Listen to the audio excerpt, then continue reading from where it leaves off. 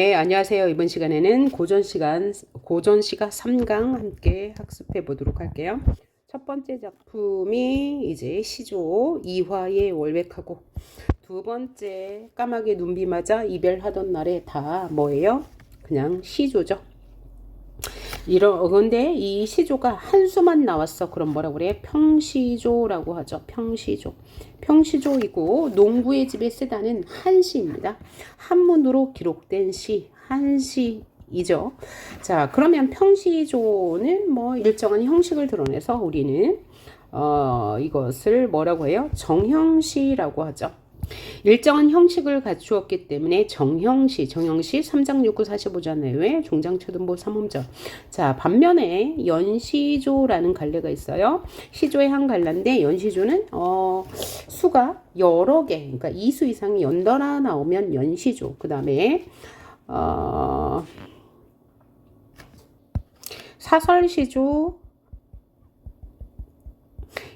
사설시조 또 어시조가 있죠. 자, 그러면 사설시조는 초장, 중장, 종장으로 이루어졌지만 중장이 아주 길어졌어. 그러면 사설시조. 어시조는 중장이 한 배만큼만 길어졌어. 그러면 우리가 어시조라고 하는데요. 사설시조와 어시조의 향유계층은 누구예요? 평민. 그래서 이 평민들이 쓴 사설시조, 어시조는 해학성 당연히 드러나고요. 그 다음에 장형화. 그쵸? 장형화는 뭐예요? 중장이 길어졌으니까. 해학성과 더불어 과장 표현이 드러난다. 과장 열거가 있다. 라고 생각하시면 되고, 평시조와 연시조의 작자층은 사대부 양반이기 때문에 형식을 맞출 수 있었을 거라 짐작이 되죠. 그리고 이 사대부들이 지은 시조의 내용은 뭐냐? 충신연주지사, 그 다음에 충신연주지사, 임금을 그리워하는 내용, 혹은 우국충정, 나라에 대한 걱정, 이 대부분이 됩니다. 이런 식으로 이제 갈래별 특성을 이해하시면 되고, 그 다음에 요 농부의 집에 쓰다라는 것의 갈래는 뭐라고요? 한시잖아요. 자, 한시는 자 형식상 몇 언, 몇 구로 나뉘어지는데, 몇 언이라는 것은 한 줄의 글자 수. 그럼 한 줄의 글자가 만약에 7글자 그러면 7언이 되는 거고요. 9는 줄수가 몇 개야? 만약에 4줄까지는 9라고 하고요. 그 다음에 9라고 할 때 7줄 이상은 9라고 하지 않고 율시라고 합니다. 7줄 이상. 자, 이렇게 갈래별 특징 이해하시고 내용 한번 살펴보도록 할게요. 자, 여러분들이 잘 알고 있을 것 같아요. 이화의 월백하고 이조년 시죠. 자, 이조년 시인데 자, 어떤 내용인가 한번 보도록 할게요. 이화의 월백하고 은하니 삼경이다. 일지춘심을 자규야 알리마는 자규는 알리 없다고 말하네요. 자규. 자, 다정도 병인양하여 잠 못 들어 하느라. 그러니까 이 지금 화자의 상황은 뭐예요? 밤 깊었어. 은한이 삼경이라고 했으니까 새벽 1시에서 3시 사이야. 3시 사이에 잠 못 들고 있어. 왜? 걱정이 많아서. 잠 못 드는 이유는 걱정이 많아. 이때 걱정은 나라 걱정이다 라고 생각한다면 우국충정을 노래한 시고, 두 번째는 봄밤에 애상감 때문에 잠이 안 와요. 이때 애상감은 그냥 센치해지는 감정이에요. 나는 뭔가 누구랑 사랑하고 싶어. 이 감정은 뭐지? 그러니까 알 수 없는 슬픔을 우리는 애상감이라고 합니다. 요 두 가지 중에 하나일 거예요. 이 두 개 다 해석이 가능하죠. 자, 그 다음 봐야 할 것이, 봐봐. 자, 이화의 월박하고 은한이 상경인지, 일제춘심은 자규는 몰라 라고 했을 때, 만약에 자규에게 말을 건넸어. 그러면 뭐라고 해석할 수 있어요? 자규를 의인화했다고 생각할 수 있죠. 그러니까 대화체예요.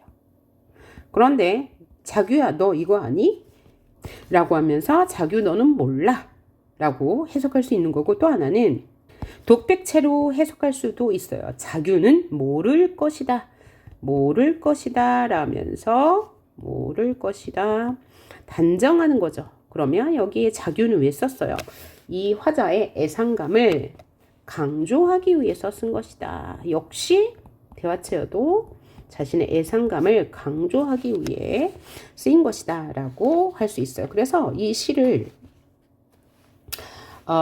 부제로 뭐라고도 하냐면 다정가라고도 합니다. 다정가는 감정이 많다는 소리예요.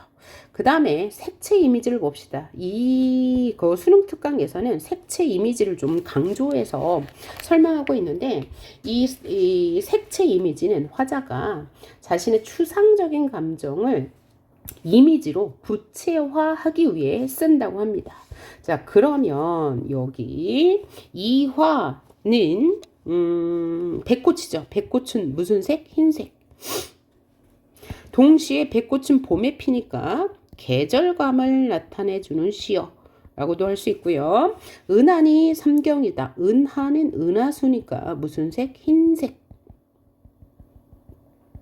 또 월백하다. 달이 떴다는 얘기죠. 달도 역시 흰색. 그래서 흰색이라는 색채 이미지를 사용하여 화자의 애상감을 강조하고 있다라고 하면 맞는 거죠. 또 하나는 이화에 비친 달을 백색으로 표현함으로 인해서 여름이 아니고 봄날에 청정한 정경을 드러내고 있다. 봄날의 청정함, 봄날의 맑고 깨끗한 이미지를 드러내고 있다라고 해석해도 맞는 해석이 될 거예요. 자, 두 번째 작품 박팽년의 까마귀 눈비 맞아라는 작품 볼게요. 자, 박팽년 하면 우리가 이제 사육신 중에 한 명으로 기억하죠. 자, 사육신은 뭐야? 단종에게 충성하는 사람들인데, 단종이 수양대군 즉 세조에 의해 폐위당하자 단종을 따르는 무리들이 죽음으로써 단종에 대한 충성을 보였다. 그래서 사육신이라고 하죠. 자, 그러면 계유정난은 뭐예요? 이 세조가 수양대군이 단종을 폐위한 사건, 그래서 계유정난과 연관된 것이다 라고 생각하시면 좀 이해가 쉬울 것 같네요. 자, 까마귀 눈비 맞아 희는 듯 검노매라 그랬어. 자, 그러면 이 까마귀는 희었다가 검어져. 그래서 까마귀는 일단 부정적인 대상일 거예요. 자, 까마귀 같은 경우에는 눈을 맞으면 흰색이 돼요. 그런데 비를 맞으면 흰색이 다 씻겨 내려가니까 검어지죠. 그래서 이 까마귀의 부정적인 속성을 드러내고 있어요. 야광명월이 밤인들 어두우랴 그랬어. 야광명월은 뭐냐면 밤에 빛나는 달은 밤에도 어둡지 않다. 서리법. 의문형 문장 구조를 통해서 야광명월의 긍정적 속성을 강조하고 있죠. 자, 그러니까 이 야광명월이 긍정이라면 까마귀는 부정이에요. 야광명월은 늘 밝고 까마귀는 희고 검으니까요. 자, 그래서 시어의 대조를 통해서 주제를 강조한다고 할 수 있고요. 시어의 대조가 하나 더 있네요. 밤과 야광명월. 밤은 어둡고 야광명월은 밝으니까. 그래서 시어의 대조는 야광명월과 밤의 대조, 야광명월과 까마귀의 대조, 눈과 비의 대조죠. 눈은 좀 깨끗하고 비는 깨끗하고라고 하면 안 되겠고, 눈은 까마귀의 이 검은 속성을 덮어주고 비는 보여준다는 면에서 대조고요. 야광명월은 늘 밝은데 까마귀는 검었다 희었다 하니까 변함이 있어. 그래서 변함이 있다. 잘 변한다. 그런 면에서 이제 대조 관계이고요. 야광명월은 밝고 밤은 어둡다는 면에서 대조적 시어라고 할 수 있고요. 임양한 일편단심은 굳힐 줄이 있으랴 없다. 의문형 문장 구조를 통해서, 즉 서리법을 통해서 화자의 의지를 강조하네. 그럼 어떤 의지예요? 시대적 배경으로 본다면 까마귀가 눈비 맞아 흰 듯 겁는다. 자, 그러면 이 까마귀는 간신이 될 거예요. 누구의 입장에서? 박팽년의 입장에서. 박팽년의 입장에서 이 간신은 누구일 거예요? 간신도 되고 세조도 될 거예요. 세조는 뭐라고 했어요? 자신이 이 왕위를 뺏는 이유는 단종이 나이가 어려서 제대로 정치를 못해. 그러니까 내가 조선을 위해서 자신이 왕으로 나선 거야 라면서 이제 나라를 어지럽히니까 간신이라고 할 수 있죠. 그리고 또 하나는 세조를 까마귀로 볼 수도 있고요. 그쵸? 이 세조를 따르는 무리들, 세조를 따르는 무리들, 간신들이라고도 볼 수 있네요. 그런데 이와 대조적으로 야광명월은 뭐하는 사람들? 역시 사육신으로 단종을 따르는 무리. 하나는 화자 자신이라고도 볼 수 있어요. 자, 이렇게 정리하시고 이 까마귀의 속성, 까마귀는 뭐죠? 동물이잖아요. 이 동물을 통해서 주제를 강조해. 동물을 비유해서 이런 것을 뭐라고 그래요? 우의적 표현 혹은 우의적 수사법이라고 하죠. 여기까지 알아두시면 되겠어요. 자, 다음 시 볼까요?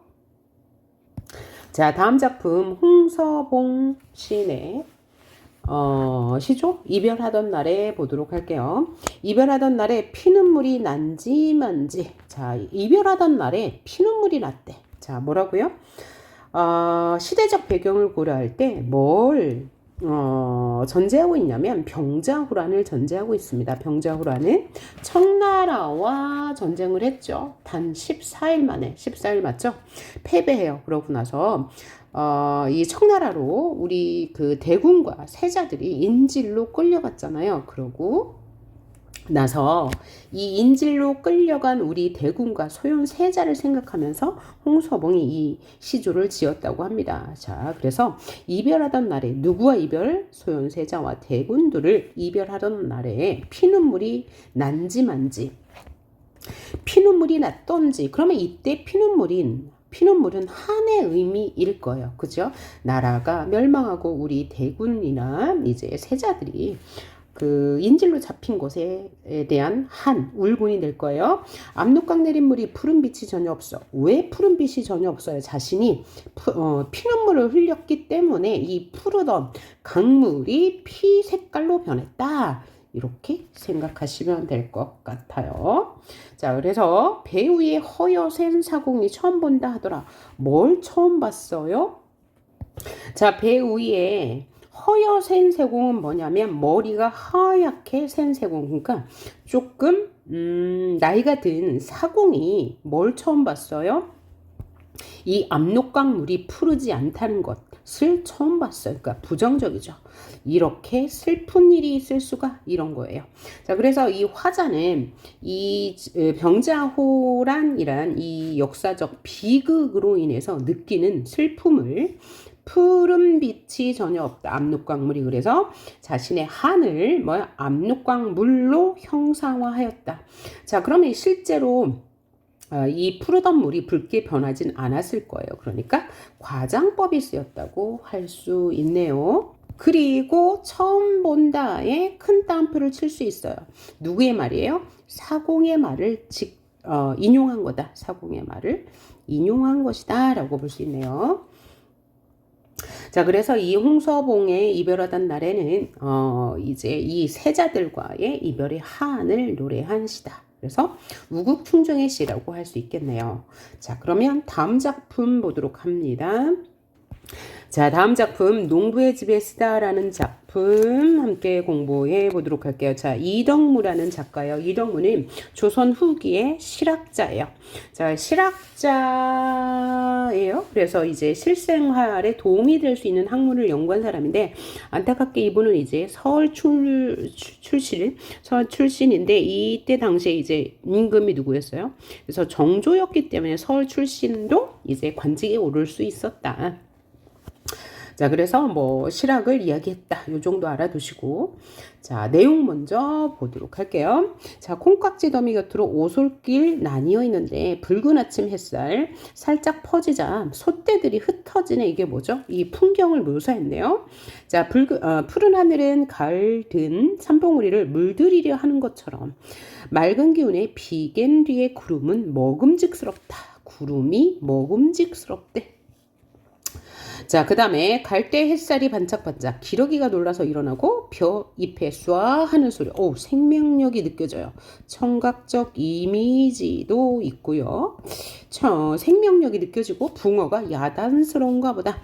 뭔가 좀 긍정적이고 밝은 이미지 느껴지죠. 그 다음에 생동감 있게 그리고 있어요. 뭐 콩깍지 뭐해서 오솔길로 여기는 생동감 아니고 여기 갈대 반짝반짝 기러기가 놀라서 일어나고 벼잎에 쏴하는 소리 이제 역동적 이미지 느껴집니다. 그리고 시간적 배경은 언제인 것 같아요? 콩깍지 더미가 있으니까 이제 추수가 한창인 거죠. 그러니까 이제 가을이 될 거예요. 가을 추수. 그죠? 이 가을에 추수하는 것을 굉장히 긍정적인 시선으로 바라보고 있어요. 자, 솥대들이 흩어지고, 뭐, 푸른 하늘은 아름답고, 구름은 먹음직스럽고, 자, 갈대 나왔으니까 역시 가을이네요. 반짝거리고, 그래서 붕어는 뛰어놀고, 그래서 이 가을 풍경에 대한 묘사를 아주 생동감 있게 보여줬습니다. 자, 그러니까 시각적 이미지, 즉 회화적 이미지가 두드러지고요. 자, 여기까지는 이제 덩치를 묘사해서 보이는 것. 그런데 산 양지 바른 곳에 집을 짓고 살고 싶다. 화자의 감정이 드러났죠. 어디에 살고 싶었어요? 양지 바른 곳에, 그러니까 전원에 살고 싶었어요. 그래서 농부에게 반만이라도 빌려달라 졸라봐야지. 이건 뭐죠? 농부에게 부탁해 볼 거야. 왜? 나는 전원 생활을 하고 싶으니까. 그래서 전원 생활에 대한 소망을 그린 작품. 이게 바로 이 작품의 주제가 될 거예요. 자, 회화적 이미지 있고요. 그 다음에 시각적 이미지가 두드러지죠. 그 다음에 시선의 이동이 있죠. 맨 처음에 콩깍지 오솔길 보고 그 다음에 솥대들이 흩어지는 모습 보고 산봉우리 보고 구름 보고 갈대밭 보고 뭐 벼가 있는 들판을 보았으니까요. 자, 그래서 시선의 이동에 따른 뭐 정계, 그 다음에 성경 후정의 시상 정계 있고요. 주제는 전원 생활에 대한 소망이다. 자, 그래서 이 농촌의 풍경을 생동감 있게 묘사한 작품이 정약용의 탐핵행이라는 작품이 있거든요. 요거랑 같이 연결해 보면 좋을 것 같네요. 자, 그래서 우리 지금 3강이었죠. 자, 3강 모두 마칠게요. 수고하셨습니다.